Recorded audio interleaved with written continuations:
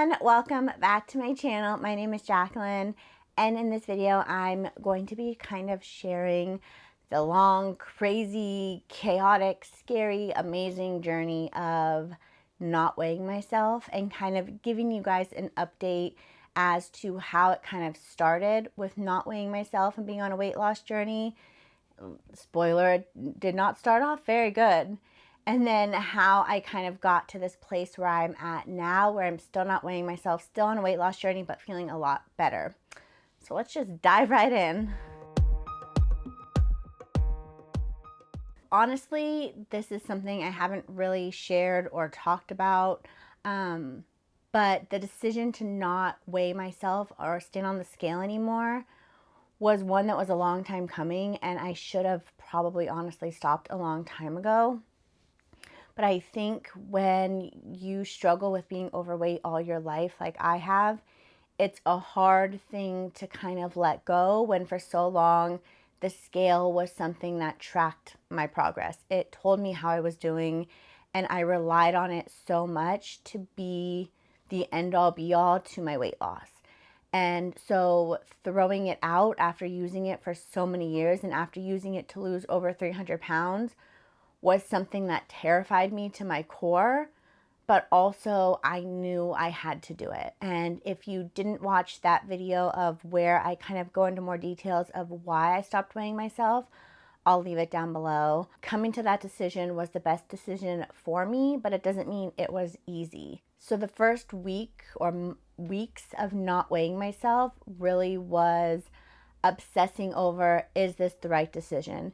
It was obsessing over, okay, well, actually I should probably weigh myself. Oh no, I'm not gonna weigh myself. Laying in bed at night thinking, should I get out of bed and go weigh myself when no one's looking or no one would be around, just to make sure I'm on the right track, just to make sure things are still going right.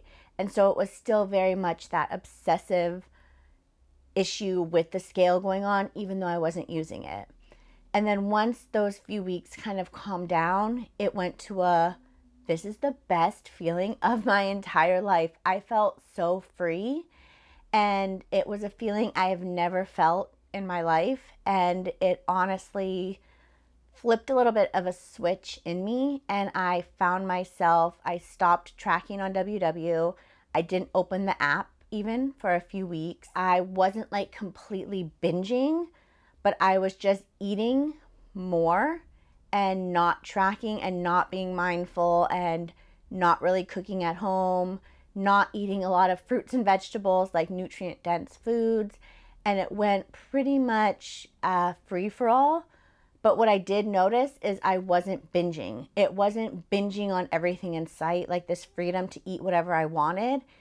It was just me eating maybe more calories or eating out a lot more or not being mindful of what I was doing more so than binging, which is a very interesting thing to kind of sit back and reflect on. But it was also something I did not feel good. I felt sick. I had no energy. I was exhausted. I didn't feel like doing my workouts. I felt super puffy, super bloated, and I just felt uncomfortable and unhappy with my body, with the decisions I was making, and having this constant like upset stomach, not feeling good.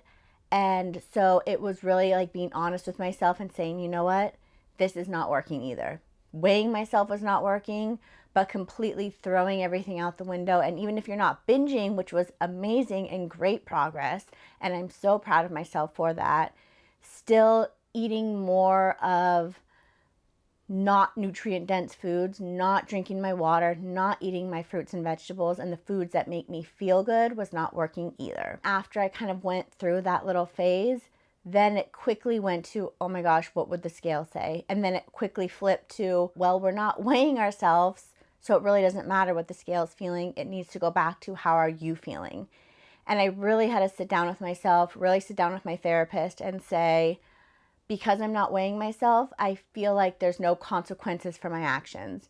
And it's easy for me to then go out and get fast food or pizza or order in every night because I can't physically see what that's doing to my body on the scale. And my therapist really reminded me of something that she does a lot. I really understood it this time from going through everything that I was just going through, was you really need to rely on listening to your body.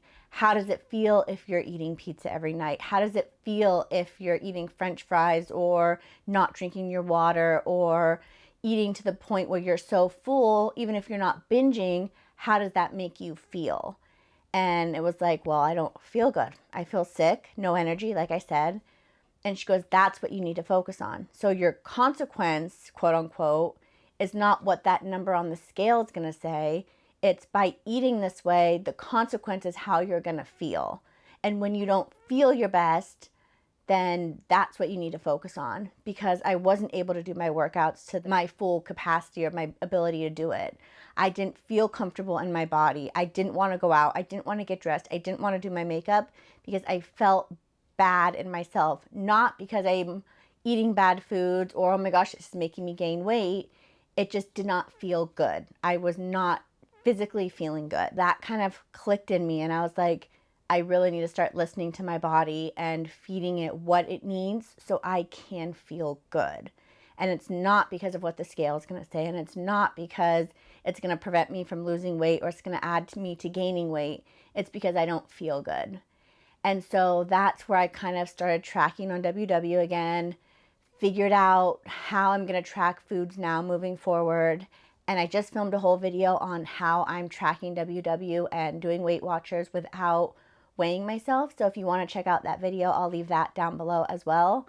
But I really figured out what I needed to do, how I needed to change the program and make it work for me. And that felt so good because I started to feel in control again. And it wasn't until we took our trip to Disneyland, we got to go opening day, which was amazing, that I actually, for the first time, enjoyed food at Disneyland, enjoyed treats and snacks and foods without binging and without restricting, and listening to my body, stopping when I was full, eating when I was hungry. And I remember we were driving home and I was like, this is not only the first time in Disneyland that this has probably ever happened, but the first time like ever that I was able to listen to my body, eat foods. There were so many amazing foods around me, and I didn't feel like I had to go and binge out and eat everything, or I didn't feel like I had to completely restrict everything. I ate what sounded good in moderation to when I was satisfied, and I moved on. And I think that was like one of those like light bulb moments for me. If you haven't watched Despicable Me, go watch it. And it kind of transferred over to real life when we got home from that trip.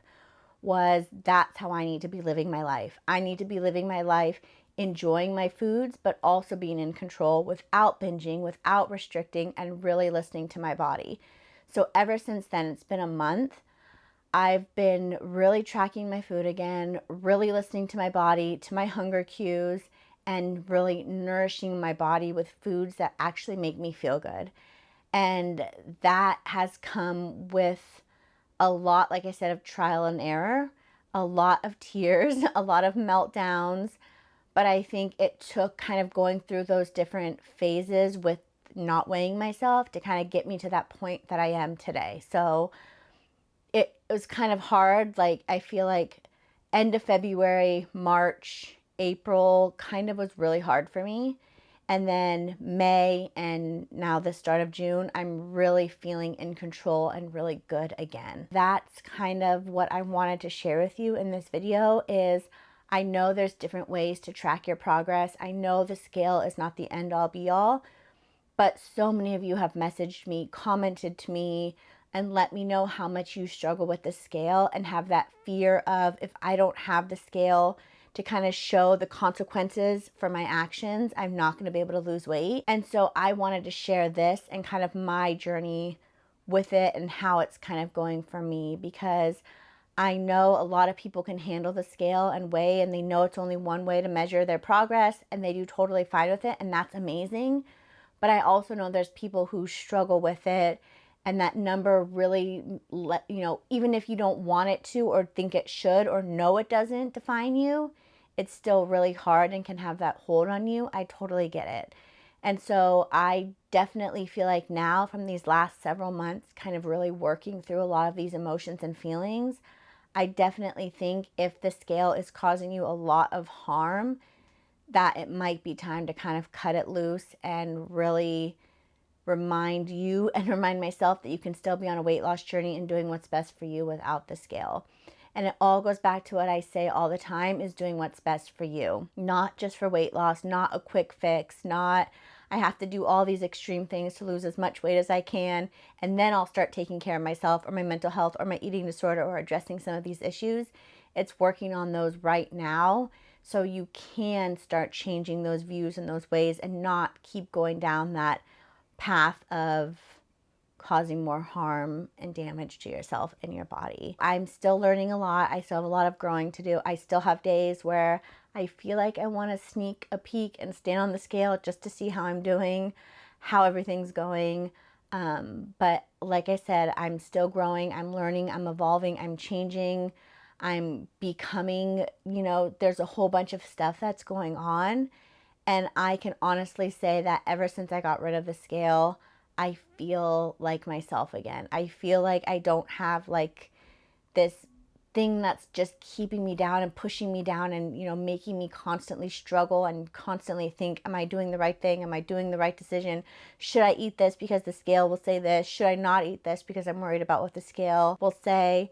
And really focusing on connecting my mind and my body again, listening to myself, trusting in myself, and doing what's best for me so I can continue to move forward on my journey. So that's just a little update. I don't want you to think it was just an easy decision of I stopped weighing myself and everything was all grand and glorious and my life is so much better without the scale, because it definitely was a lot. And like I kind of shared with you, a lot for me to get to this place where I'm actually starting to feel in control with myself, my body, and everything again without depending on the scale. I'll definitely keep you updated as I continue on this journey. If you have any questions, any comments, anything that you're struggling with, please leave a comment down below and let me know. I'd love to help you out as much as I can, because I know this is a journey and I never want you to feel alone, because we're definitely in this together. Leave a comment, let me know. I'd love to support you. So with that, thank you so much for watching. And if you're not subscribed, please subscribe. I'd love to have you here as a part of my family. Hit the little bell so you never miss any of my videos. Give this video a like because I would really appreciate it. And I really hope that you definitely found value and enjoyed these types of videos, because like I said, I'm constantly growing, learning, evolving, and I want to take you along on this journey with me. So thanks so much for watching, and I will talk to you real soon.